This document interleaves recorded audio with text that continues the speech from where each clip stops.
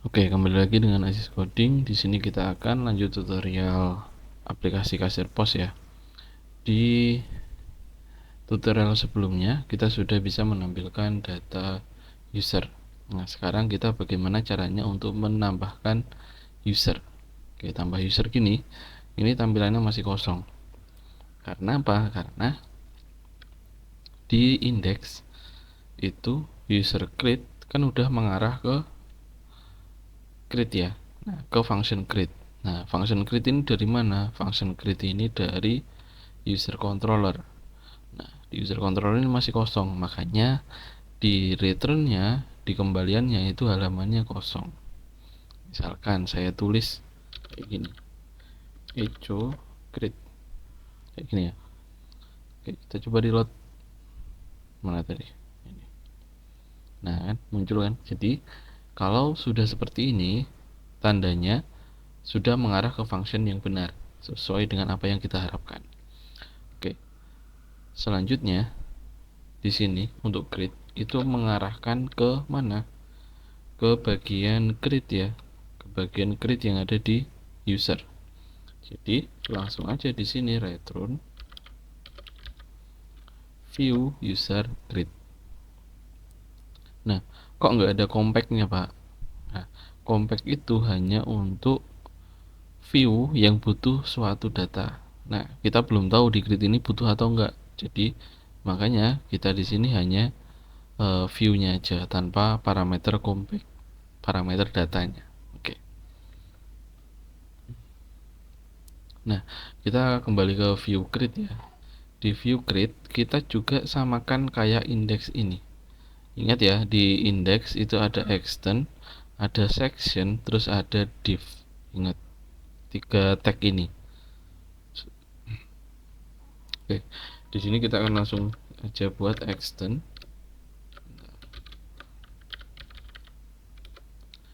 Extend apa tadi? Template ya.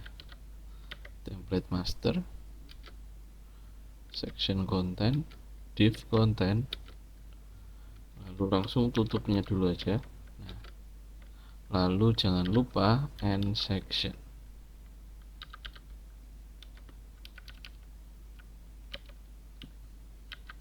Oke. Nah, jadi kalau nulis seperti ini, selesaikan dulu dia sampai akhir. Baru melanjutkan nantinya diisi tengah-tengahnya. Biar apa? Biar tidak lupa ini. Dua ini, soalnya kalau dua ini lupa akan berantakan. Oke. Oke, sekarang kita ke sini, satu tambah user. Kita gunakan card juga, sorry. Div card. Biar apa? Biar rapi. Ya. Lalu card body,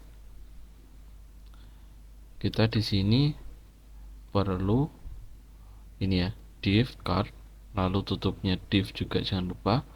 Lalu ada form, di sini ada form action user store, dia mengarah ke untuk menyimpan data. Lalu metodenya apa? Metodenya post. Lalu Laravel itu punya validasi yang namanya CSRF. Nah, nanti kita lihat fungsinya apa CSRF ini. Lalu selanjutnya ada nama, ya kan? Kita perlu nama. Di sini ada nama, ya, name. Jadi ini untuk isian itu, lalu ada email, lalu ada password. Nah, setelah password ada role, ya kan? Role. Nah, kita mau cek dulu di role itu udah terisi apa aja. Oke. Di sini udah terisi ada admin, kasir, gudang sama owner. Jadi sekalian aja kita isi option. Owner tadi nomor 4 ya ID-nya ya. Jadi kita menyesuaikan yang di sininya ya sama gudang. Nomor 3 itu gudang. Oke. Nah, seperti ini kita mau biar rapi aja, kita ganti sini. Oke.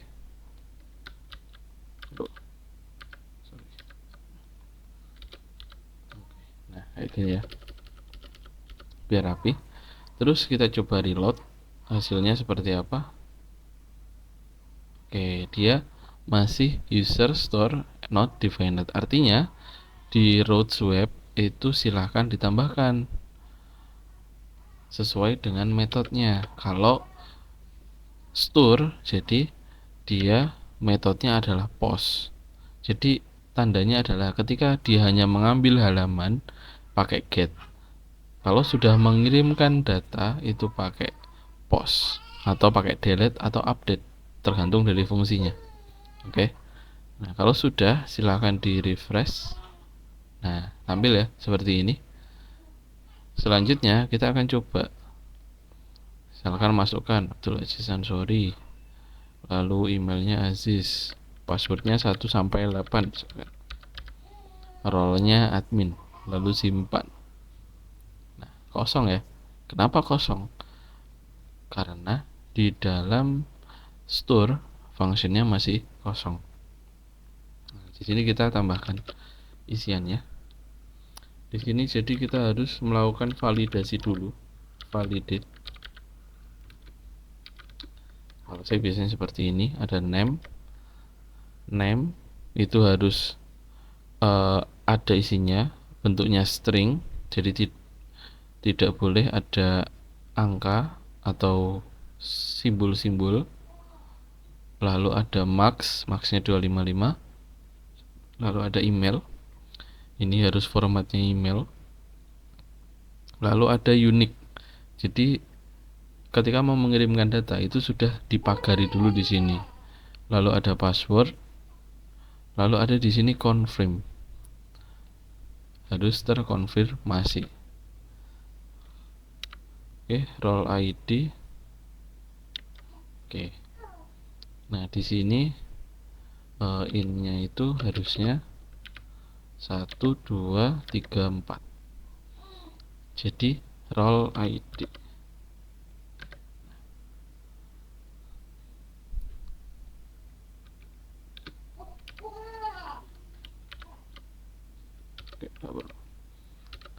Oke, sudah seperti ini. Terus di titik koma. Lalu setelah tervalidasi, maka kita panggil model user. Lalu tinggal create ini kalau pakai query itu kayak insert into tabel user dengan data seperti di atas ini. Nah, setelah selesai, maka dia akan redirect root. Dia akan kembali ke root user index dengan key success user create successfully. Oke. Nah, nanti kita juga akan tampilkan pesan ini. Oke. Nah, kita akan ke indeks untuk menampilkan pesan itu. Ke indeks ya. Di indeks kita tampilkan di dalamnya card ya. Oh enggak, di luarnya aja, di sini aja.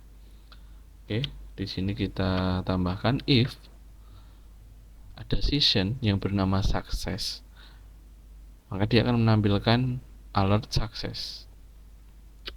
Lalu jika ada if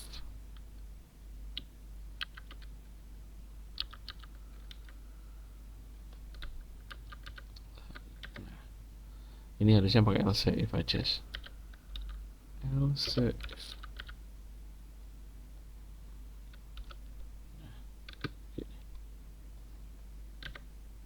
Nah, gini.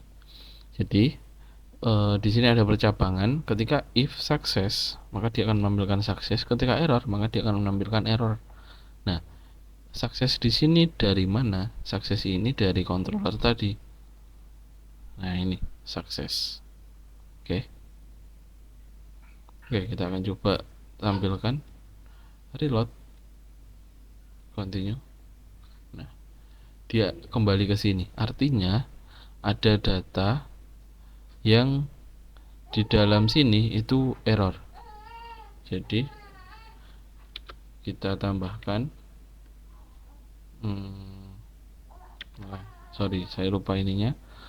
Kita tambahkan dulu. Terus di sini ada if.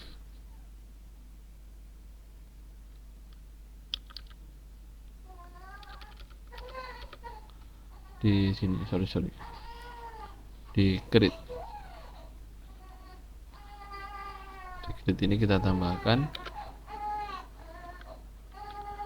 Nah, tambahkan if success error juga.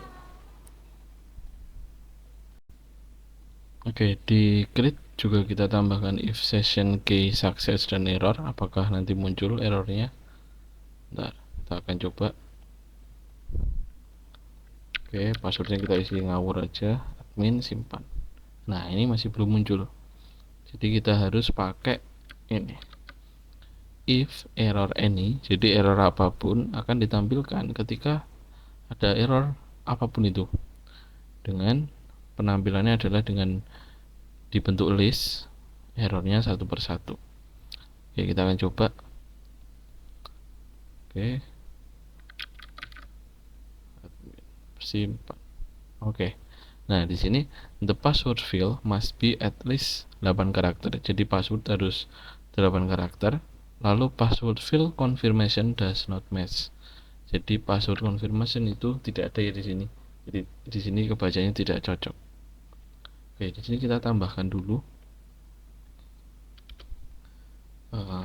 div. Nah, password confirmation, lalu ID-nya password confirmation. Lalu di user controller ini perlu gak ya?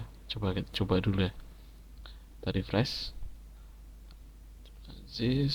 Oke, yang jadi harus 8 1 2 3 4 5 6 7 8 1 2 3 4 5 6 7 8.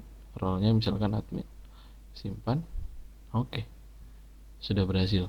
Jadi user create successful kalau sudah berhasil. Kalau gagal, ya tadi dia akan kembali ke halaman register lagi. Coba ya, coba lagi. Misalkan asisnya ini ada, misalkan ini. Lalu emailnya ini saya gunakan seperti ini, passwordnya juga, lalu role-nya pilih role, simpan. Nah, ternyata di sini udah ada validasinya, harus email.